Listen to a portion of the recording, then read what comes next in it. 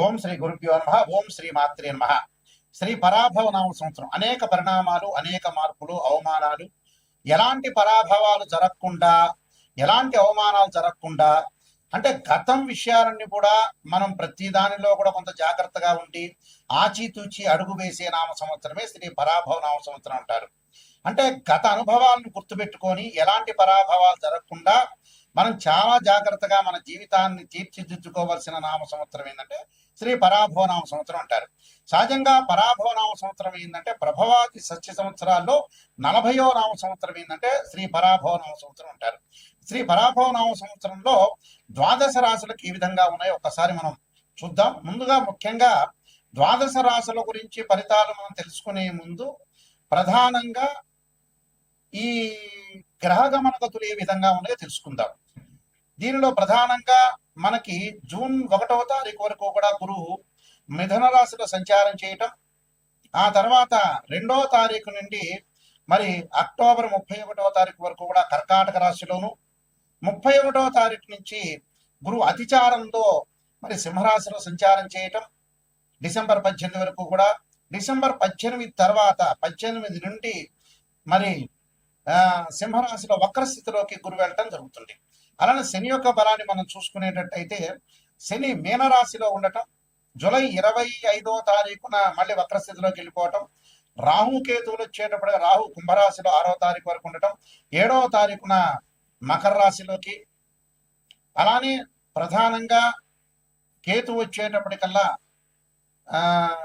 సింహరాశిలో సంచారం చేయడం 6వ తారీఖు వరకు కూడా, 7వ తారీఖున వచ్చేటప్పుడు కర్కాటక రాశిలో సంచారం చేయడం, రవి బుధ శుక్రగ్రహాలు 30 రోజుల పాటు ఒక రాశి నుంచి మరొక రాశికి మారటం, కొంచెం 45 రోజుల పాటు, చంద్రుడు 2.5 రోజుల పాటు ఉంటాడు. ఇవన్నీ కూడా గోచారీత్యా చెప్పబడే ఫలితాలు అంటారు. గోచారీత్యా ఈ మేషాది ద్వాదశ రాశుల వాళ్ళకి ఏ విధంగా ఉందో ఒకసారి మనం తెలుసుకుందాం. కర్కాటక రాశి వారికి శ్రీ పరాభవ నామ సంవత్సరం ఏ విధంగా ఉండబోతుంది. కర్కాటక రాశి వారికి 2 ఆదాయం 11 ఖర్చుగా ఉంటుంది, 4 రాజ్యపూజ్యం 7వ మానంగా ఉంటుంది. పునరసు నక్షత్రం 4వ పాదంలోను, పుష్యమి నక్షత్రం 1, 2, 3, 4 పాదాలు జన్మించిన వాడు కానీ, ఆశ్లేష నక్షత్రం 1, 2, 3, 4 పాదాలు జన్మించిన వ్యక్తులందరూ కూడా కర్కాటక రాశి జాతకులు అవుతారు. ఈ కర్కాటక రాశి వాళ్ళకి ఏమిటంటే వృత్తి వ్యాపార పరంగా లాభము, విందులు వినోదాల్లో పాల్గొనటం, ప్రయాణాలు చేసే అవకాశాలు, తీర్థయాత్రలు, పుణ్యక్షేత్రాలకు తిరిగే అవకాశాలు ఎక్కువ ఉంటాయి. అధికంగా కొంత డబ్బులు ఖర్చు చేస్తారు, అంటే ధనధాన్య వృత్తి కలుగుతూనే కొంత ఖర్చులు కూడా జరిగే అవకాశాలు ఎక్కువ ఉంటాయి. అలానే గృహలాభం, భోగము, అకాల భోజనం, సమయానికి భోజనం చేయలేకపోవటం, శ్రమ, బంధుమిత్రులతో విరోధ భావాలు కలిగే అవకాశాలు ఎక్కువ ఉంటాయి. విరోధ భావాలతో పాటు ధనహాని, రోగ సంబంధమైన వాహనపరమైన భయాలు కలిగే అవకాశాలు ఎక్కువ ఉంటాయి. విద్యార్థులకు మంచి కాలము, ఆలస్యంగా వివాహ ప్రయత్నాలు ఫలించే అవకాశాలు ఎక్కువ ఉంటాయి.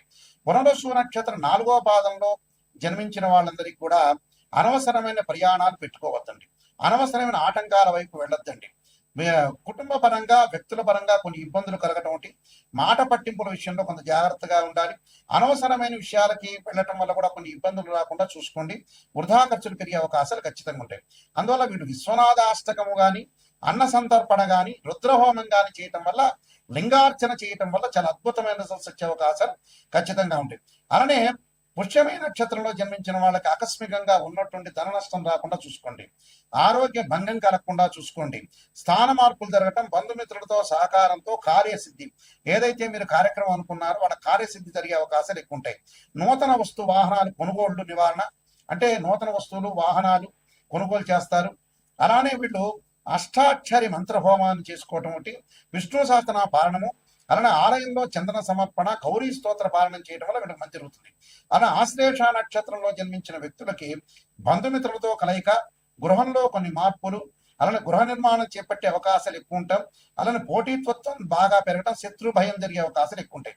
వాళ్ళు తప్పకుండా హయగ్రీవ స్తోత్ర పాలనం చేయటం ఒకటి, గోసేవ చేయడం వల్ల వీళ్ళకి మంచి జరిగే అవకాశాలు ఖచ్చితంగా ఉంటాయి. ఇవన్నీ కూడా గోచార రీత్యా చెప్పబడే ఫలితాలు అంటారు. అంటే this is the transit system అంటారు. ట్రాన్సిట్ సిస్టమ్ వేరు, బర్త్ చార్ట్ అనేది వేరు. What is the difference between transit system and birth chart అంటే, ఒక చెట్టు ఉంటుంది, ఆ చెట్టు కింద కొమ్మలు ఉంటాయి, ఆ కొమ్మల పైన ఆ చెట్టు ఉంటుంది, ఆ చెట్టు కింద వేళ్ళు ఉంటాయి, వేళ్ల పైన కాండం ఉంటుంది, కాండానికి బ్రాంచెస్ ఉంటాయి. ఎప్పుడైతే కొమ్మలకి ఆకులు ఉంటాయి, ఆకులు సహజంగా ఎప్పుడు వస్తుంది అంటే మనకు సహజంగా రైన్ సీజన్ లో వస్తాయి, వింటర్ సీజన్ లో అలానే ఉంటాయి. అలానే సమ్మర్ సీజన్ లో రాలిపోతుంటాయి. ఆ రాలిపోయే ఆకులే గోచారం అంటారు. అంటే గ్రహాలు ఒక రాశి నుంచి మరొక రాశికి కొంతకాలం పడుతూ ఉంటుంది. అంటే రాహుకేతులు 18 నెలలు, అలానే గురువు సంవత్సర కాలం, శని 2.5 సంవత్సరాలు, అలానే రవి బుధ శుక్ర గ్రహాలు 30 రోజుల పాటు ఒక రాశి నుంచి మరొక రాశికి మారుతాడు. కుజుడు 45 రోజుల పాటు ఉంటాడు. చంద్రుడు 2.5 రోజుల పాటు ఉంటాడు. ఇది గోచారం అంటారు. అదే బర్త్ చార్ట్ అంటే ఏమిటి అని అంటే, మనం పుట్టినప్పుడు మన date of birth, time, place of birth తీసుకుని జన్మ లగ్నం నుంచి తనుభావము, అలానే ద్వితీయ భావము, తృతీయ సోదర భావము, సుఖభావము, అలానే సంతాన భావము, షష్టమ భావం అంటే రోగము, రుణానికి సంబంధించిన భావం అంటారు. సప్తమ భావం అంటే కడత్ర భావం అంటారు. అష్టమ భావం అనేది ఆయుష్ సంబంధించిన భావాన్ని అంటారు. స్త్రీలకు వచ్చే మాంగళిక భావం అంటారు. అలానే భాగ్య భావం, నవమ స్థానానికి సంబంధించిన భాగ్య భావం అంటారు. అలానే దశమానికి సంబంధించిన వృత్తి స్థానానికి సంబంధించిన భావం అంటారు. అలానే లాభభావం, లాభస్థానంలో ఎలాంటి గ్రహాలు ఉన్నాయో చూసుకుంటాం. అలానే వ్యయ స్థానానికి సంబంధించిన వ్యయ భావం అంటారు. అంటే ప్రేమ, అలానే ఖర్చులు, ఇలాంటి భావాన్ని ద్వాదశ భావం అంటే వ్యయ భావం అంటారు. అలానే ఏదైతే ఒక్కొక్క భావానికి, ఒక్కొక్క రాష్ట్రానికి ఒక్కొక్క భావాధిపతి ఉంటారు.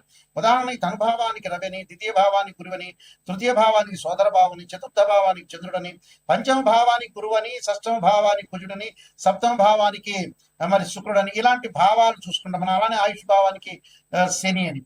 అంటే ప్రతి భావానికి కూడా భావాధిపతులు ఎవరు అని సహజంగా మనం చూసుకుంటాం. ఆ భావాధిపతులను అనుసరించి రాశిచక్రము, నవాంశము, అలానే దశమాంశము, సప్తమాంశము, త్రింశాంశము, హోరా ద్రేకాణం సంబంధించిన డివిజన్ రూల్స్ చార్ట్స్ కూడా ఉంటాయి. అంటే D16 చార్ట్స్ అంటారు. మనం మ్యాథమెటికల్ గా క్యాలిక్యులేషన్ వేసి డివిజన్ రూల్ చార్ట్ చూసి మనం అనాలిసిస్ చేయడం అనేది జాతకం. అంటే ఉదాహరణకి ఒక వివాహానికి సంబంధించిన విషయాన్ని ఒక అబ్బాయికి కానీ అమ్మాయికి కానీ చూడాలంటే ఖచ్చితంగా రాశిచక్రము, నవాంశము, భావచక్రము, దశల అంతర్దశలు. సంతానపరంగా చూడాలంటే రాశిచక్రము, సప్తమాంశము, అలానే మనం భావచక్రము, దశల అంతర్దశ అనాలిసిస్ చేయాలి.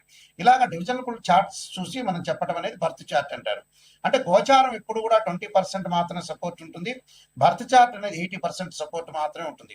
ఎందుకని గురువు గారు, నాయకంటి గారు ఇలా చెప్పడానికి కారణం ఏంటి అంటే, బర్త్ చార్ట్ కి మనం ఏదైతే గోచారానికి సంబంధించిన విషయాలు ఎందుకు గోచారం చెబుతున్నారంటే, అదృష్టం అనేది ఏ విధంగా ఉండబోతుందో మనకు తెలియదు.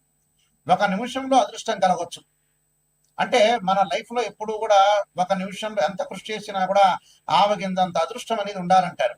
ఆవగిందంత అదృష్టమే మన జీవితంలో లైఫ్ లో గోచారం అంటారు. ఈ గోచార పరంగా మనం ఏ విధంగా చూసుకోవాలి. ఖచ్చితంగా కొన్ని ప్రత్యేకంగా మీకు రెమెడీస్ చెప్పబోతున్నాను. ఆ రెమెడీస్ లో ప్రధానంగా మీరు చేయాల్సినవి ఏమిటి అని అంటే, ఉద్యోగపరంగా ఇబ్బందులు కలుగుతున్న వ్యక్తులు ఎవరైతే ఉంటారో సూర్యుడి యొక్క ఆరాధన చేయాలి.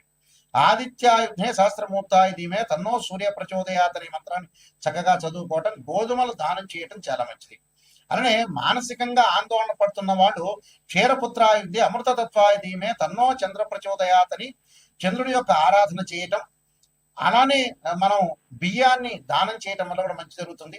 అలానే వాహన ప్రమాదాలు జరగకుండా, కోర్టు సమస్యలు రాకుండా, వివాదాలు అన్నదమ్ముల మధ్యలో సఖ్యత అనేది చాలా ఇంపార్టెంట్ కాబట్టి ఎలాంటి ప్రాబ్లమ్స్ అన్నదమ్ముల మధ్యలో రాకుండా ఉండడానికి అంగార గ్రహాన్ని ఆరాధన చేయాలి. రాహుకాలంలో దీపం పెట్టడం, అంగారకాయుధ్య శక్తి హస్తాయ ధీమే తన్నో భౌమ ప్రచోదయాత్ అనే మంత్రాన్ని, అలానే ధరణీ గర్భ సంభూతం విద్యుత్ కాంతి సమప్రహం కుమార శక్తి హస్తంచ మంగళం ప్రణమామ్యం అనే మంత్రాన్ని కూడా చక్కగా చదువుకోవటం, కందులు, ఎర్రని వస్త్రాన్ని దానం చేయడం చాలా మంచిది. అలానే బుధగ్రహం యొక్క అనుకూలత లేకపోతే విష్ణు సహస్రనామం పాలన చేయటం, పెసలు దానం చేయాలి. అలానే ముఖ్యంగా విద్యార్థులకు అనుకూలంగా ఉండాలంటే దక్షిణామూర్తి స్తోత్ర పాలన చేసుకోవటం ఒకటి.